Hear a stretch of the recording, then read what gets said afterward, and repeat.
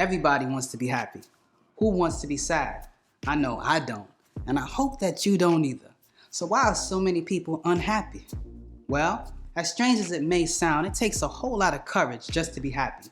And I'm not just talking about momentary happiness. I'm talking about being happy as a relatively constant way of living. You know, as a general state. Being unhappy is very easy, for the world is full of people who make statements like, "It's just too good to last," or "That's just my kind of luck." The world is filled with many people who expect bad luck and rejection as confidently as they expect the sun to rise each morning. It's practically a part of their psyche to see the bad rather than the good. We all are meant for happiness, but since we don't realize that happiness is already inside of us, we often search for it outside of ourselves. Welcome to Back to the Basics, where you learn facts, hope you embrace it. Watch, like, share, bring in awareness. Watch, like, share, bring in awareness. I'm fearless. Welcome to Back to the Basics, where you learn facts, hope you embrace it. Watch, like, share, bring in awareness. Watch, like, share, bring in awareness. It is in our expectations of happiness where happiness is found. And where happiness fails, your existence feels almost meaningless. So it is safe to say again, in order to live, you must have the courage of being happy. Do you ever see people who are born with certain afflictions like blindness or physical deformity, and yet they appear to be happy? Sometimes even more happier than the folks who are born with the gift of sight and no physical deformities whatsoever. These people are happy because they are courageous and are focused on the duty of being happy rather than their disability.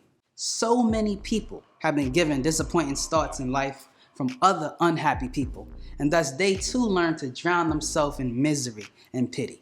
The pursuit of happiness is one of the most misunderstood human endeavors, for happiness cannot be pursued because it defies pursuit. What? Yes, and all attempts to contain it are done in vain, for it is not the purpose of life to be happy. Okay, I'm confused now. And I'm not saying to be sad. What I'm saying is people are happiest when they're striving towards the fulfillment of a great idea.